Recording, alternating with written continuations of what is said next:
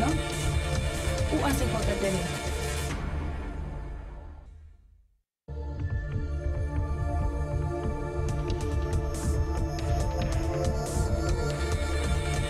UACJ TV presenta.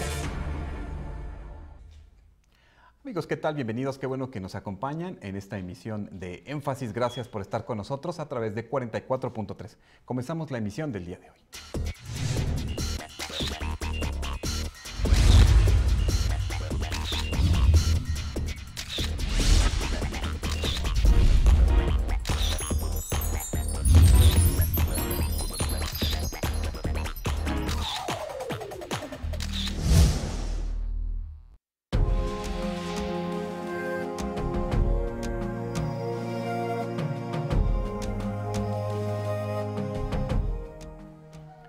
Amigos, la Universidad Autónoma de Ciudad Juárez es sede precisamente de la Asociación de Instituciones de Enseñanza de Arquitectura de la República Mexicana en su edición número 99. Y bien, pues se han estado planteando diversos temas de la arquitectura, el presente, el futuro y también sobre los temas de la frontera. Por eso el día de hoy quiero agradecer a quienes nos acompañan. Quiero darle la bienvenida al maestro René Peralta de la Universidad Estatal de San Diego, uno de los invitados y conferencistas de este evento. Bienvenido, maestro. Gracias por acompañarnos. Gracias por invitarme.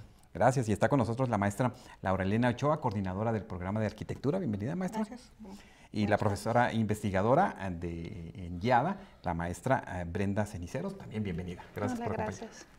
Gracias. Pues están intensamente viviendo unos temas muy importantes en esta sesión de la reunión de ACINEA y el tema de la frontera viva, que es parte de lo que estuviste compartiendo con los estudiantes. Háblanos un poco sobre cómo les dibujaste esta parte de las fronteras. Nosotros que vivimos en esta región lo podemos entender desde una perspectiva cultural, geográfica, muy bien posicionada.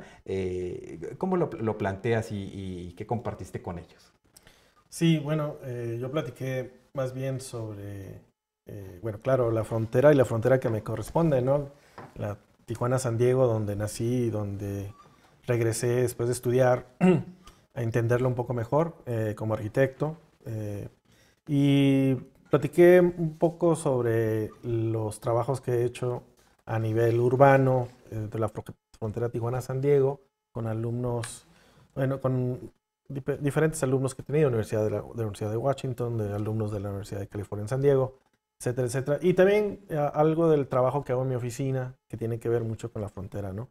Pero el tema, yo creo, el tema más importante creo que toqué es el tema del medio ambiente, el tema de la geografía, esta geografía natural, de esta ecología ecología natural de la frontera que compartimos entre Tijuana y San Diego. Que es algo muy importante, que es algo que se ha descuidado un poco, un tema que necesita vamos a decir, una planeación binacional. ¿Por qué? Porque con San Diego compartimos el agua, el aire y el mar. Entonces, si no atendemos urgentemente cómo mejorar estas condiciones, ¿no? ambientales y empezar a buscar un desarrollo sustentable, entonces pues no vamos a tener esa ciudad y esa región económica que queremos. Entonces yo creo que eso es lo primero, y eso es lo más importante para mí, es ver que las ciudades se hacen en capas, se hacen en etapas, y se hacen, lo hacemos los ciudadanos, pero también lo hacemos la academia, lo hacemos el sector privado, etcétera, ¿no? Pero todos tenemos que estar muy atentos a lo que pasa en nuestro medio ambiente. Entonces, básicamente lo que se trata. Claro, y además también estamos hablando a veces de comparaciones pues muy diametralmente opuestas cuando hablamos de la arquitectura, o sobre todo nosotros en frontera, en Ciudad Juárez, El Paso, encontramos inmediatamente un trazo distinto, diferente. ¿Cómo observamos la frontera desde esta parte, maestra Laura? Bueno, pues El Paso y Ciudad Juárez tienen relación. Incluso estamos hablando que antes de que se definieran las fronteras, pues era una sola zona.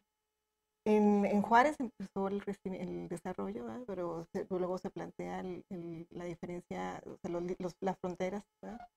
Y sí tiene cierta relación porque incluso hay cierta arquitectura que se repite tanto de un lado como de otro, ¿verdad? Incluso por las mismas condiciones climáticas que existen, ¿no? Hay alguna estilos arquitectónicos como el colonial californiano, por ejemplo, que se repite aquí, se repite en Estados Unidos. También tenemos, sobre todo en el primer cuadro de la ciudad de El Paso, toda esta zona tiene cierta relación con Juárez, ¿no? Entonces hay cierto, por así que espejeo, o sea, que compartimos esta parte porque también culturalmente tenemos esta relación, ¿no? Entonces, yo creo que sí es diferente a partir de ciertos años, por ejemplo, de los 30, 40, es cuando empiezan a generarse otro tipo de arquitectura, tanto de un lado como de otro, ¿no? Claro, y sí se observa, inclusive en la planificación urbana, desde un plano, ahora con esta posibilidad que tenemos de ver las ciudades desde el aire, desde el espacio, observamos una diferencia notable, maestra Cericeros, y encontramos ahí situaciones que van desde lo arquitectónico, pero también desde lo urbanístico. La verdad es que no podemos dejar de lado que siempre somos dos países y tienen sus propias políticas y todo. Sí hay una región norte que se podría decir y que comparte ciertas similitudes, pero somos diferentes en muchos aspectos. Sí. Simplemente lo único que yo rescataría a lo mejor principal sería culturalmente, compartimos historia, compartimos tradiciones y costumbres, que son cosas que rescata la misma ciudadanía desde abajo, ¿no? Desde abajo se siguen compartiendo estas fiestas binacionales, estos eventos, estos encuentros sin frontera, que es lo que nos sigue teniendo como un lazo muy importante de región. No de tanto región, de ciudades, sino como una región. Y también, por ejemplo, en el caso pues, de Tijuana, San Diego, estamos hablando de más de 13 millones de automóviles que cruzan anualmente, más de 24 millones de personas que también lo hacen en ese sentido. Y esto trae una movilidad muy intensa en estas partes del mundo, incluyendo también Ciudad Juárez, pero en esta parte del mundo de nuestro país es interesante. ¿Cómo se contrasta este aspecto arquitectónico? ¿Cómo lo observas en estas dos posibilidades, tanto México como Estados Unidos? ¿Qué estamos observando en el panorama arquitectónico? Bueno, sí, es una frontera la Tijuana-San Diego muy volátil. O sea, sí hay, como dices, hay 60 millones de cruces al año por esa frontera. Pero sí también son dos territorios, como dice la maestra, muy diferentes, ¿no? En el sentido que California por sí sola pudiera ser el sexto país más rico del mundo, ¿no? Entonces estamos junto en Tijuana con una de las economías más grandes. Pero el intercambio es muy importante, el intercambio económico sí es muy importante. Y eso básicamente ha formado lo que es a la ciudad de Tijuana, ¿no? Si vemos el tema de la maquila, pues es la industria más importante ahorita de la ciudad. Y lo que ha pasado durante los años es de que la maquila se ha estado moviendo de ubicación dentro de la ciudad. Cuando a veces se ubica cerca de la frontera para poder pasar productos. En otros casos, cuando los trabajadores no pueden llegar a las maquilas porque no hay un sistema de transporte eficiente, entonces las maquilas se trasladan a estos barrios de trabajadores. ¿Y qué quiere decir? Entonces que la planeación de la ciudad la está haciendo la globalización, o sea, la planeación la está haciendo la misma maquila y el mismo, la industria manufacturera. Entonces ese es un fenómeno bien interesante, que es un fenómeno de cómo se están creando las ciudades en el siglo XX, el siglo XXI. Las ciudades que todavía, vamos a decir, son ciudades industriales, ¿no? En muchos otros países las ciudades ya pasaron de la era industrial a unas ciudades más financieras. Pero aquí en este caso todavía es un fuerte de la economía y siguen, esta economía de la manufactura sigue planeando de cierta manera la ciudad, ¿no? Entonces eso hace que San Diego y Tijuana sean muy diferentes cuando San Diego es una ciudad, vamos a decir, que depende más de la industria militar, ¿sí? La economía viene del Departamento de Estado, básicamente, y donde son lugares más concentrados en el tema de negocio, ¿no? En el tema financiero, en el tema de vivienda para gente, vamos a decir, retirados o jubilados. O sea, es una ciudad totalmente diferente y están es una ciudad de muchas pequeñas ciudades, cuando Tijuana es una mancha urbana pegada al muro, ¿sí? Entonces, físicamente también son muy diferentes. Entonces, es interesante cuál sería el futuro. Bueno, hay que planear las dos al mismo tiempo. Y ahora, precisamente, la realidad es que muchos jóvenes, muchos estudiantes de arquitectura en las fronteras tienen ventajas, muchas ventajas. Maestra, ¿cuáles serían esas que tienen estos jóvenes ahora que están en formación, precisamente por tener esta posibilidad de entender estas fronteras geográficas, pero también esta posibilidad de permear una y a la otra? Pues bueno, tú lo has dicho, es una oportunidad que ellos tienen. O sea, el estar sobre todo en Juárez y El Paso, que es una ciudad conurbada, que no es a diferencia de San Diego y Tijuana, ellos tienen esta posibilidad de estar movilizándose de un lugar a otro. Y incluso hay estudiantes que se emplean ya en El Paso. Quizá a mí me parece que a la universidad también nos ha faltado también aprovechar ese potencial, ¿verdad? Porque a veces nos vemos como, incluso no dibujamos el otro lado, ¿no? O sea, cuando hacemos nuestros estudios dentro de los talleres y todo eso, siempre ponemos el límite el Río Bravo y la frontera, ¿no? Y el estar relacionando los proyectos, yo creo que esa parte es muy importante, empezar a relacionar las dos ciudades. E incluso empezar a trabajar con las universidades. Por ejemplo, ahorita tenemos ya un convenio con Texas Tech y la idea pues es empezar a ver qué se puede hacer, ¿no? Hace como un año y medio también hicimos un ejercicio con un alumno de la Universidad de Stanford. Trabajaron en línea con alumnos de nosotros con Puerto Rico y todo fue a través de las redes, ¿no? Entonces, yo creo que el futuro, en este caso, también para la educación, es esta parte de aprovechar la tecnología, ¿no? Y aprovechar esta manera de que te puedes comunicar con otros y pues salir de la realidad que no estar tan dentro, ¿no? Entonces, yo creo que sí es importante el empezar que la estamos dibujando todos los días, ¿no? Porque estamos siempre, tenemos esta relación con el paso muy estrecha de económico, de trabajo, ¿no? O sea, comercio, servicios, incluso chicos que van a estudiar a UTEP, por ejemplo. Entonces, yo creo que habría que reconocer la importancia que hay de estas relaciones y a lo mejor ir más allá de estos proyectos binacionales. Por ejemplo, lo que exponía René en la mañana se me hizo muy interesante. Yo creo que es algo, si nosotros pudiéramos hacer un proyecto binacional de la recuperación del Río Bravo, sería fabuloso. ¿Por qué? Porque nos estamos peleando por el agua. Sí, es algo bien interesante lo que dices. Al último de la conferencia mostré una exposición y me invitaron a ser curador en Seúl, en Corea. Y me invitaron al pabellón. Esta era una exposición de 50 ciudades alrededor del mundo y invitaron a San Diego, Tijuana como un elemento junto. Y entonces yo siempre les pregunté, bueno, ¿por qué San Diego? ¿Por qué Tijuana? ¿Por qué los dos juntos? Y nos dijeron, es que nos interesa mucho esa relación que hay entre las dos ciudades que están tan cerca y que son de dos países. Queremos saber cómo funciona porque ellos creen, y se está dando, que va a haber una reunificación de las dos Coreas. Y ya lo estamos viendo. Entonces, creo que estas zonas fronterizas, Juárez, El Paso, Tijuana, San Diego, tienen mucho. Claro, tenemos mucho que hacer, pero también tenemos mucho que aportar. Y que además inclusive a veces va más allá de lo que los mismos gobiernos desde las cúpulas principales están dilucidando, ¿no? Como en el caso de los Estados Unidos. Sí, pues lo mismo comentaba René, era una mañana, o sea, a veces los gobiernos no saben lo que está pasando en las fronteras. Definen políticas públicas totalmente desligadas de la realidad de las fronteras, ¿verdad? Entonces, yo creo que esta parte del acercamiento entre los gobiernos que existen ahorita es muy importante. O sea, los proyectos que hizo René pues tienen que ver con los gobiernos que quieren locales, ¿verdad? Porque si te esperas a que haya una política federal, pues, ¿no? Yo encontré el otro día una propuesta de jóvenes de diseño que exponían en Las Cruces, un trabajo que ganaron allá y que estuvieron exponiendo. Entonces veía cómo ellos desarrollaban su creatividad, su potencial para mejorar esta parte de Estados Unidos.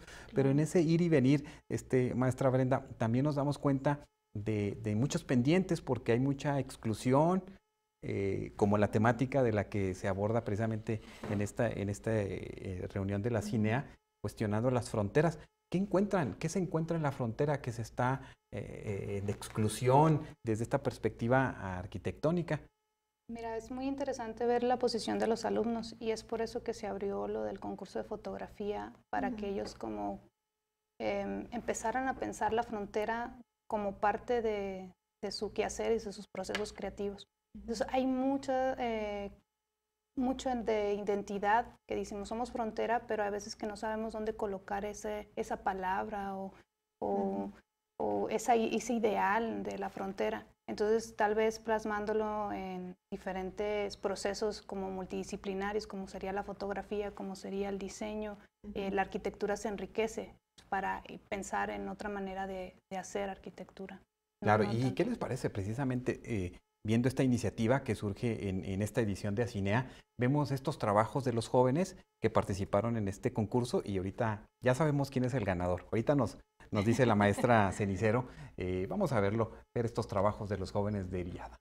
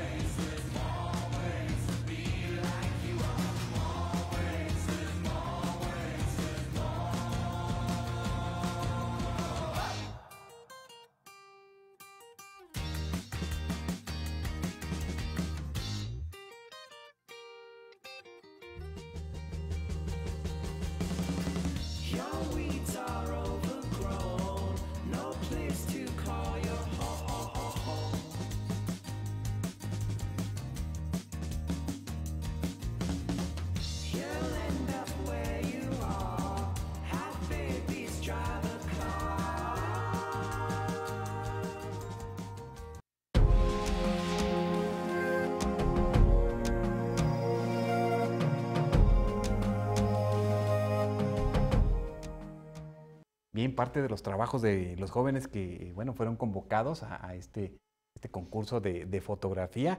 ¿Y cuál fue el ganador y por qué, maestra? El ganador es el alumno Israel García y más que nada se tomaron en cuenta básicamente 3 criterios para el dictamen, que fue a partir de 3 fotógrafos que fueron el jurado. Ellos determinaron en primer lugar la técnica, que decían que era algo importante destacar, que si bien son alumnos de arquitectura o alumnos que a lo mejor son amateurs en la fotografía, era algo que se tenía que destacar. El segundo era que se hablara del tema, ¿no? Cuestionando las fronteras, de la exclusión a la inclusión. Esta fotografía en particular era de las mejores técnicamente. Tenía un discurso que se les pedía a los alumnos entregar, poético, en el cual hablaba de esta fragmentación, de la vivienda abandonada, de esta situación del cielo compartido en la frontera, de la arena, y de toda esta situación de exclusión, de desigualdad, de pobreza. Entonces, por eso fue que la fotografía... Pues fíjate qué interesante, porque al final de cuentas estábamos hablando con la temática de la reunión, es precisamente cuestionando fronteras. Vimos otras imágenes quizás muy bonitas porque están planteadas desde ángulos o desde propuestas arquitectónicas interesantes en la ciudad, pero esta nos llama la atención y como estas las vemos no solamente del lado mexicano, sino también del lado americano, porque encontramos a muchas personas en Estados Unidos también viviendo en estas condiciones. Claro. Sí, existe especialmente, por ejemplo, si vas a Los Ángeles, hay un gran problema con personas viviendo en la calle, ¿no? De indigentes, grandísimo, que se llama el famoso Skid Row, que son miles y miles de personas que están viviendo en el centro de Los Ángeles y que de alguna manera está ocurriendo también un desarrollo urbano de vivienda de clase media en el centro de Los Ángeles. Entonces hay un conflicto, ¿no? Hay un conflicto en que las autoridades muchas veces no saben cómo responder a esta problemática. Y eso es bien interesante. Y claro, en San Diego también pasa lo mismo, pero San Diego tiene una válvula de escape que se llama Tijuana, donde mucha gente probablemente si no estuviera viviendo en Tijuana, estuviera viviendo en la calle en San Diego. ¿Por qué? Porque las rentas y el precio de la vivienda en San Diego pues están casi en los medio millón de dólares. Entonces mucha de esta gente que tiene trabajo, pero que no le alcanza para rentar, cruza Tijuana y puede rentar hasta una casa con lo que le pagan. Entonces, sí, Tijuana de alguna manera ha ayudado a esa población. ¿Qué proyectos viables, de hecho, estuviste tú compartiendo con los estudiantes, se pueden generar en las fronteras? ¿Qué proyectos viables encuentras que se pueden plantear? Yo recuerdo aquí en Ciudad Juárez y El Paso antes se tenía tranvía, ¿no? O una línea troncal de autobuses que regresa, no regresa, etcétera. En el caso de Tijuana y San Diego o más allá, ¿qué es lo que están encontrando ustedes como proyectos que puedan surgir y unir estas fronteras? Sí, mira, es interesante. También presenté un documento de 1974 de un urbanista muy famoso, Kevin Lynch, que viene a San Diego y a Tijuana y ve cuáles son las posibilidades. En ese tiempo él habló de una universidad binacional. También platicó sobre un aeropuerto binacional, ¿no? Entonces, ahorita tenemos una estación aérea binacional, no es aeropuerto, pero es parte de ese legado, de esa idea que dejó Kevin Lynch. Nosotros también estamos trabajando en el proyecto de Hyperloop, que es un invento, vamos a decir, de Elon Musk, donde queremos conectar Ensenada con Los Ángeles por medio de un tren que viaja en un tubo que se le saca el aire y el tren viaja en el vacío y puede viajar hasta 600 millas por hora, haciendo un viaje de Ensenada a Los Ángeles en 18 a 20 minutos. 18 a 20 minutos, sí. Que estaríamos hablando si sería en automóvil, ¿cuánto estaríamos hablando? 3 horas y media hasta 4 horas en automóvil. Entonces, ¿qué quiere decir? De que no solo la gente podría tener acceso a mejores empleos o a una vivienda más barata, porque ya puede vivir y ir a trabajar de una manera más fácil, pero también, imagínate, toda la mercancía que se está generando en la frontera, pudiera viajar a los puertos más rápido, sacar a los camiones de las autopistas, así no contaminar el aire y mandarlos más eficiente a los puertos y de ahí a donde tengan que ir. Sí, porque bueno, aquí nosotros en la frontera Ciudad Juárez El Paso encontramos esta problemática medioambiental relacionada con todo este transporte de la industria manufacturera que abarrota los puentes que tenemos aquí en la zona y es muy interesante la propuesta. ¿Qué le pareció esa propuesta, maestra? Pues muy padre, pero hay que ver, bueno, ahí cuestionábamos, bueno, le cuestionaban esta parte de cómo localmente cómo accedes a ese servicio, ¿no? O sea, si se da que bueno, que no nos pase lo que aquí con el sistema de transporte semimasivo, ¿no? Que luego a veces el problema no es tanto el proyecto, porque tú puedes tener un proyecto muy fantástico, muy bien hecho, pero pues hay condiciones políticas, sociales, culturales que a veces pues, por ejemplo, aquí como hemos batallado para que la gente, por ejemplo, respete el carril del ciclista, por ejemplo. O sea, no, como ciudadanos a veces no pensamos en que se requiere el transporte semimasivo, ¿verdad? Pensamos que es un error porque me afecta a mí personalmente, porque yo necesito un carril de 3 metros y medio, ¿no? Si me lo reducen a 3 metros ya estoy renegando. Entonces yo creo que esta parte no es tanto tener proyectos, sí es importante el tener proyectos de este tipo porque te facilita un poco mucho la movilidad, ¿no? Pero hacia el interior de las ciudades es muy importante los proyectos porque uno como arquitecto puedes, o como urbanista o como diseñador urbano, puedes tener miles de ideas, ¿verdad? Pero el problema es que sean aceptados y que de cierta manera tengas esta cultura de la sociedad. Este cambio, por ejemplo, hablamos de sustentabilidad, bueno, el cambio de que, ok, ya no voy a usar el carro todos los días, me voy a mover en transporte, ¿sí?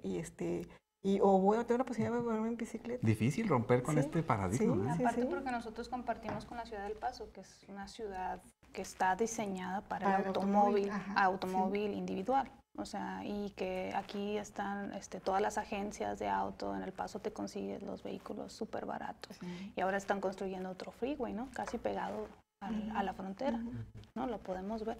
Entonces, si nosotros estamos compartiendo región, el modelo, digamos, de primer mundo que tenemos a la mano es un modelo que le apuesta al automóvil, en vez de apostarle a otros tipos de tecnologías, ¿no? Más ambientales. Aquí también quisiéramos tener una universidad compartida, ¿verdad? Pero lo que vemos es, por ejemplo, UTEP y enseguida está NAPRA, ¿no? Entonces es difícil encontrar esa fragmentación, ¿no? Y los contrastes. Sí, a veces no son las universidades, sino a veces se crean estos centros en la frontera donde no solo dos universidades, pero las universidades que gusten venir a estudiar el tema fronterizo puedan llegar a hacerlo. Claro. Ese también pudiera ser otro tema, otra manera. Y en el tema de transporte sí es interesante.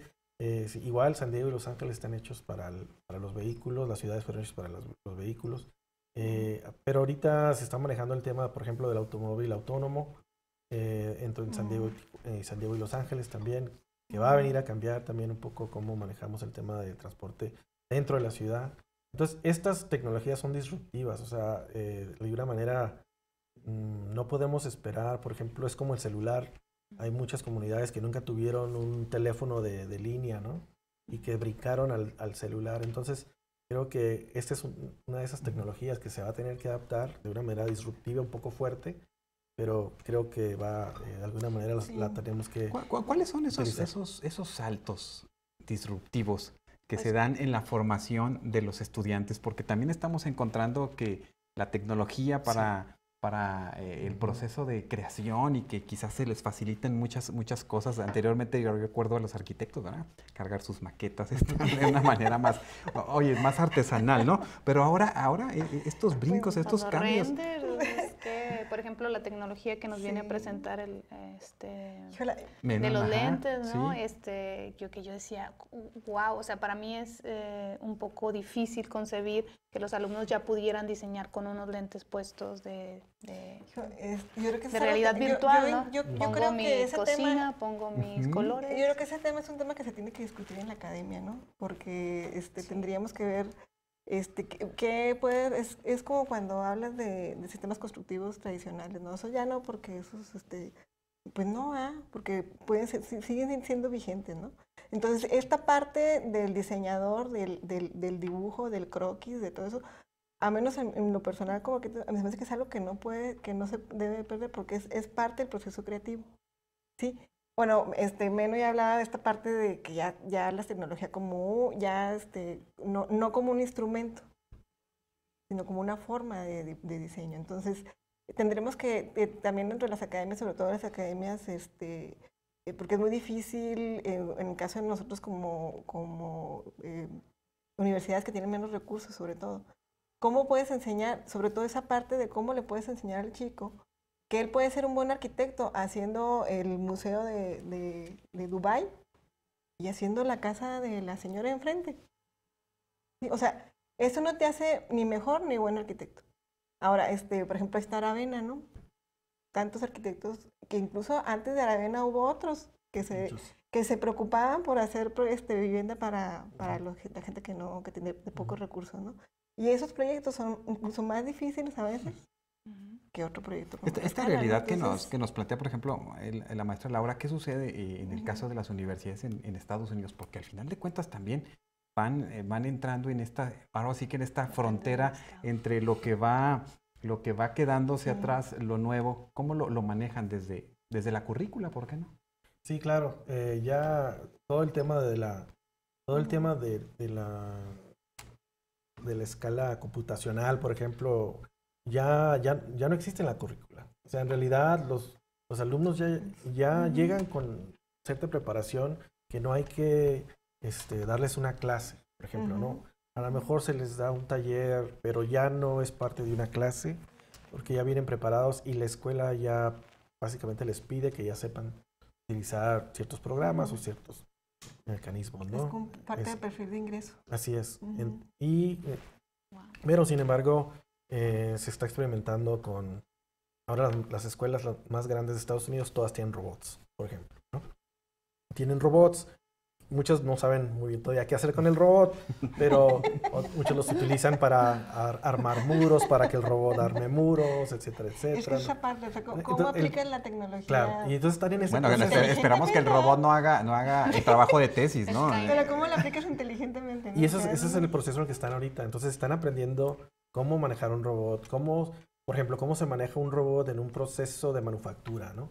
Cómo lo hace, por ejemplo, Tesla armando sus carros cuando tiene más de 1000 robots dentro de su fábrica, y cómo esos procesos pudieran tener un impacto a lo mejor en casas prefabricadas o manufacturadas. Entonces apenas se está aprendiendo eso y se está aprendiendo el lenguaje también de la computación. Entonces por eso te digo que todavía no saben muy bien qué es lo que van a hacer con ellos, pero creen que para allá va el futuro, ¿no? Entonces se está invirtiendo en esa infraestructura en muchas de las escuelas en Estados Unidos. Estamos cerrando la participación de ustedes con nosotros aquí en este espacio.